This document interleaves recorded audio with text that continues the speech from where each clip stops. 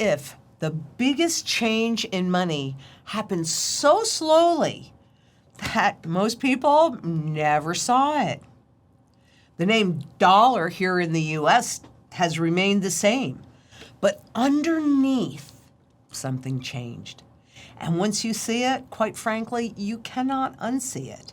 Because money is not just something you spend, that's what we've been taught. But money is supposed to carry the value of your labor through time. That, my friends, is the first hidden truth. At Zang International, we don't just explain sound money. We help clients build and execute a sound money strategy, including the physical gold and silver foundation that they directly own. That has never been more important than it is today as we transition into a new digital monetary regime. And the real question is digital money progress? Or are the next planks being changed? And this can best be explained starting with an old ship, the ship of Theseus. It asks a simple question. If you replace a ship one plank at a time, is it still the same ship? After all, it has the same name and shape, and it's still floating. People, they're still getting on it and calling it the same dollar. But what if the compass that guides you is changed? Then the rudder that helps you stay the course is replaced. What if the sail that was once defined by gold and silver is now defined by debt? That is what's happened to our money, one plank at a time. The public keeps seeing the same dollar. Let me show you what I mean. This, right here, this is a $1 gold coin. This is a $1 bill. Both say dollar, but underneath the planks are changed because this is a gold dollar. This is a promise to pay, a debt instrument. Can you see that? They're both, they're both called dollars, but very different underneath. And a ship, it's not just its name. A ship is what carries you, but that's what money's supposed to do too. It's supposed to carry the value of your labor through time. So to see this hidden truth, we need a map. This is our detective map. And this is the pattern that changes those planks on the ship. Create, debase, replace. First, the system is created by borrowing trust from something real.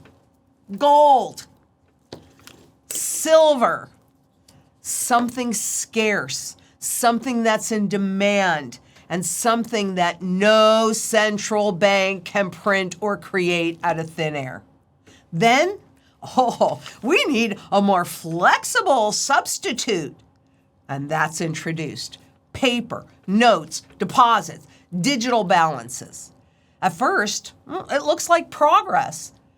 But once the substitute is accepted, then claims can expand. Debt expands, currency units expand. This is a currency unit. Purchasing power weakens. That's debasement. The replacement arrives as the solution. Oh, it's so much more efficient, more convenient, more modern. Out of the system is the new one that we've heard. But the mystery is this. How did the public accept each new plank without realizing that the ship was changing? And to answer that, we need to know what money was really supposed to do, which is supposed to perform 4 critical functions. It should be a unit of account for valuation and to price goods, a medium of exchange for barter. It should be a standard of payment so labor can be paid and obligations can be settled. But most importantly, it should be a store of value. Now that fourth function is the one that really protects you, because money is supposed to hold the value of the work that you already performed. Your time, energy, skills, hopes, dreams, your life. And that's why gold and silver matter. They're not just metals. They are monetary assets that are outside of the banking system, which is why everyone needs to have a physical gold and silver foundation that you hold and you own outright. No promises, no counterparty risk. In fact, according to the Bank for International Settlements, gold held at home is the only financial asset that runs zero counterparty risk. So to be more clear on this, money is not just something you spend, it's supposed to protect the value of the labor that you already performed. So exactly how does gold and silver do that? Because I say so? No. Gold and silver protect labor because they limit promises. Duh. If money can be created without limit, then promises can be created without limit. But is this really money? No, it's currency. Currency is what can be created without limit. Money cannot. But your labor, that's not unlimited, and neither is your time and your energy, your efforts. But gold and silver say you cannot create unlimited claims against limited real value. That's why sound money protects the individual. It puts a limit on the system and forces fiscal responsibility. And that's why physical gold and silver sit at the foundation of a sound money strategy. Not as a trade, not as anything other than pure ownership, just like global central bankers do. Why are they buying all of this?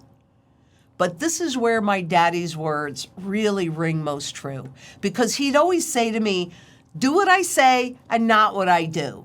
And I would always say back to him, Daddy, that makes no sense to me. And so I learned early to listen to what people say and then absolutely watch what they do. Because frankly, actions speak way louder than words. And central banks, they've been accumulating gold at the highest levels ever, starting in 2005. But if physical gold and silver limits promises and constitutionality are the only real money allowed, how did the government get around that limit?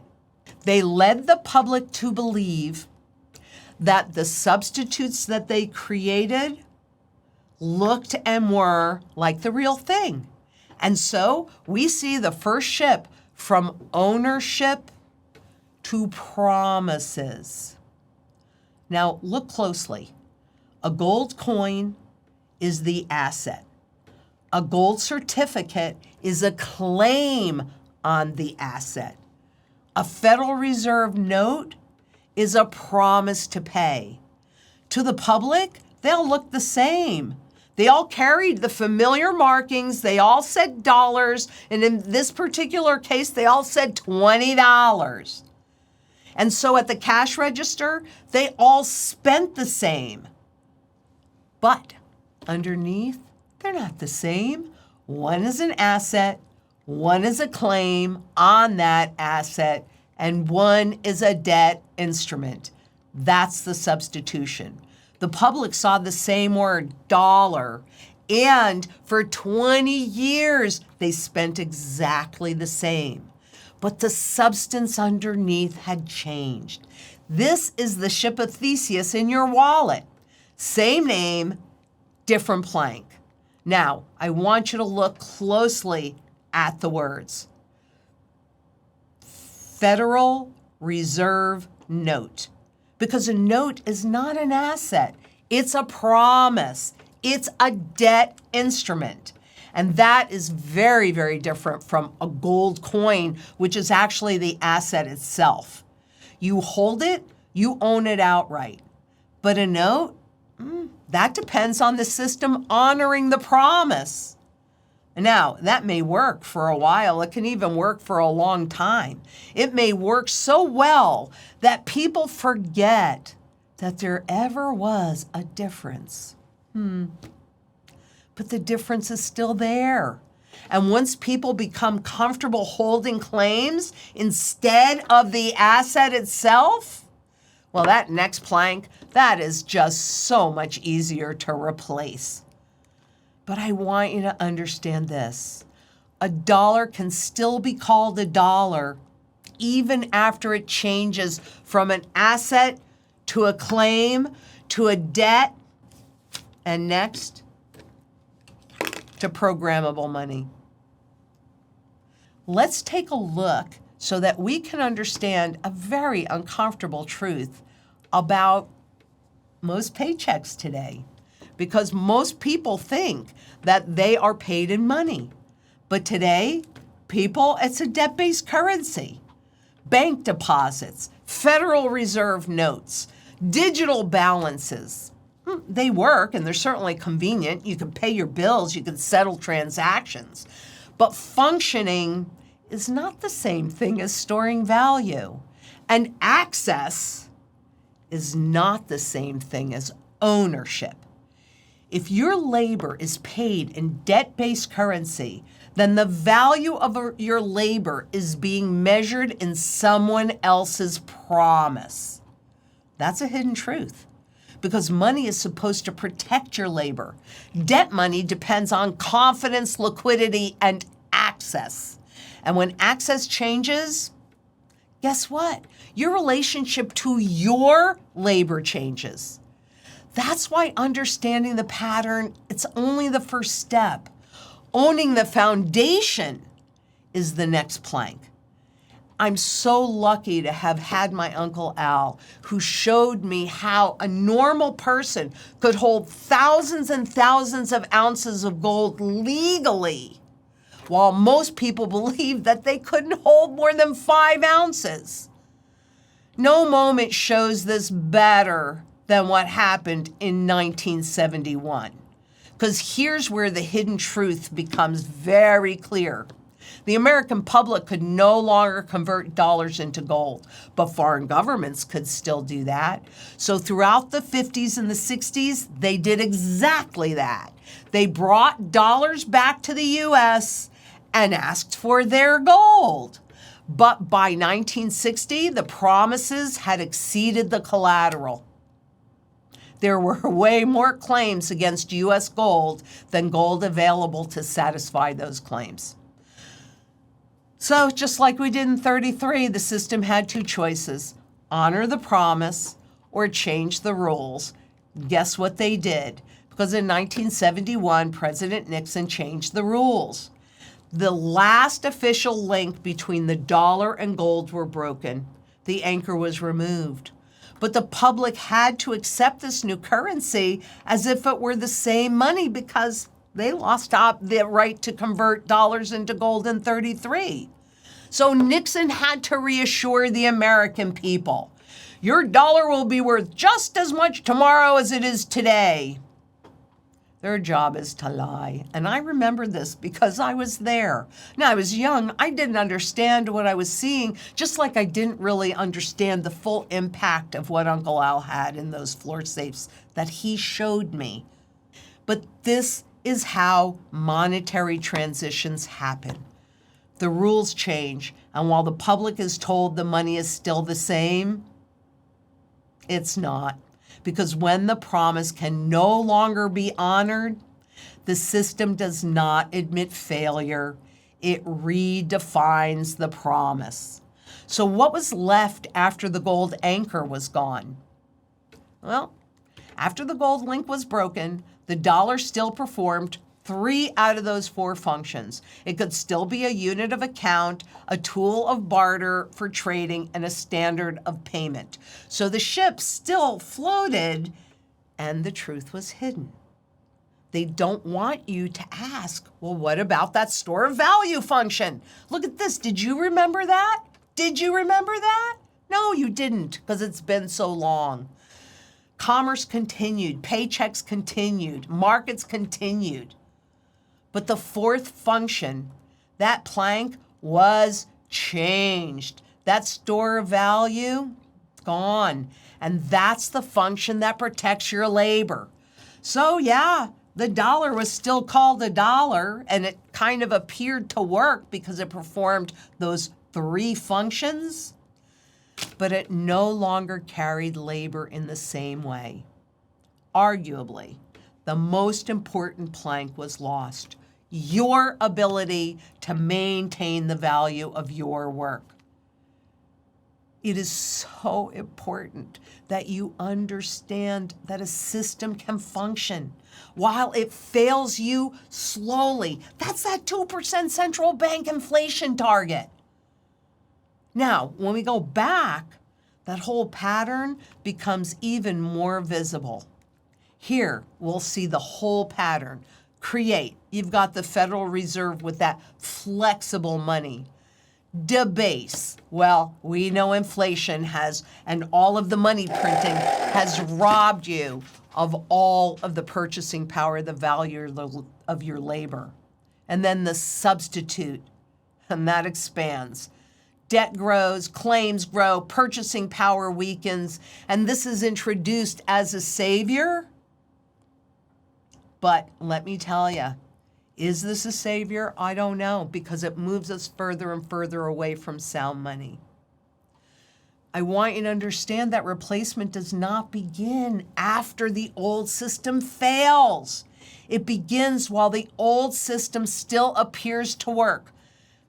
I do not believe that it was a coincidence that Bitcoin was born in January of 2009. It was the Trojan horse introduced as the savior, decentralized, outside the system. But now, I mean, seriously, with ETFs and futures contracts and currency and Bitcoin showing on the screen on Wall Street, do you really still think it's outside the system? But that's why people miss it. They're waiting for collapse, but the ship is rebuilt while everyone is still sailing on it. Can you see that? And they make sure that people feel rich because they do not complain or do anything else. They adopt it when they feel that. That's why what happened in the roaring 20s and the greedy 80s and Bitcoin at $120,000 a coin, even now at 65 or wherever it happens to be at this moment, what is its functionality?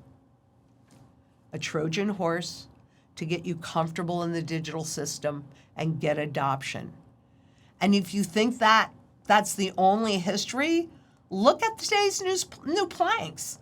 Because the US and UK pledged to embrace stablecoins with more regulatory push, tokenized asset, digital rails, CBDCs, faster payments. These are presented as progress, and certainly some of those benefits could be real. After all, in this new digital rail, payments instantly. Settlement may be easier. Systems may even be a lot more efficient. But remember the mystery. The question is not only, well, is it useful? The deeper question is, what plank is being replaced? Is this ownership or access? Is this money or a claim?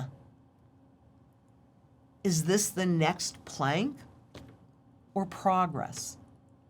Because when money moves fully into digital form, I'm sorry, you guys, but I see other functions based on what the central banks are telling me. I see other functions that can change. Digital money may move very well. It may settle quickly. It may operate smoothly. But the deeper question that you really need to ask is, Does it store value? Does it protect labor? Does it preserve ownership? Or does it become something that you are allowed to use inside a system someone else controls? I'm not talking about being anti-technology. Technology can be very useful. Seriously, it can be. But I'm talking about money. And the question is, who controls the rails? Because if your money only exists inside a permission-based system, well, have we not seen how access can be changed, rules can be changed, and limits can be added and changed? We've already lost the store of value function. What other functions can we possibly lose? Well, I don't know. What the central banks have been talking about are the use of negative rates. And so if your paycheck gets deposited into a bank account and it immediately is experiencing negative rates, what does that do to your principal? It shrinks it. So now you can't even protect your principal. And oh, by the way, with the rise of stablecoins and the ability for basically any corporation or any government to issue them, whatever you put in there, let's say Amazon, for example, you're going to have to work within their ecosystem. And so even that medium of exchange function could well be compromised. So I want you to ask yourself, does my money carry my labor, or does it carry me deeper into someone else's system? That's really the question. Because money is supposed to carry the value of your labor forward in time. You worked for it. You earned it. You gave your time, energy, skills. You gave your life. So the value of that labor, I don't know, shouldn't it belong to you? From permission to control. Same name, different substance. That is the hidden truth. The dollar can still say dollar. The balance can still appear on the screen, and the system can still appear to function. But if the substance has been changed, then your relationship to your labor has also changed. So in the answer, what is that? It's not fear. It's simple. It's foundation. That is why we always talk about physical gold and silver as a foundation, not a trade, not a speculation, a foundation at the base of ownership. There should always be physical gold and physical silver. No intermediary, no counterparty, no promise someone else must honor. Above that is the opportunity. So what do you have? Stocks, bonds, royalties, ETFs, though frankly, you can only convert those into this. So it's true value. Where's my $10 trillion Zimbabwe note? I can't buy 3 eggs. I can't buy 1 egg with it. The value of those other assets are strictly based on the value of that debt money. And above that, that's that permission layer.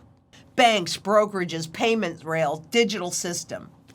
Well, they may all have a role to play to deliver central bank and government policies. I mean, that's really their job. But they depend on access. And you need to understand a claim is not the asset. Permission is not possession. And performance is not protection. That's why the foundation comes first, because the foundation protects the exposure, not the other way around. And if this raises questions about your own foundation, our strategy specialists can help you build that sound money strategy and acquire the physical metals, gold and silver, that supports your goals. Because if your money no longer carries your labor, you better make sure that you own something that survives the changing on the planks of the ship. Every change moves your labor further from your ownership toward access, permission, and their control. And yet, the ship, it's still floating. The question is it still carrying you to where you thought you were going? We are here to help you with that. And one of the ways is to get global gold, redeemable gold, back in the global monetary system again. Never, ever, ever has it been more important for you to hold physical gold and silver in your possession. Look at the volatility on the screen. They're trying to keep you away from it. Don't believe the lies. Please don't believe the lies. They do not serve you well. But we're here to be of service. And I know together we can do anything. And we can get sound money back in the global monetary system again. We can help you own the value of your labor through time. And until next we meet, please be safe out there. Bye-bye.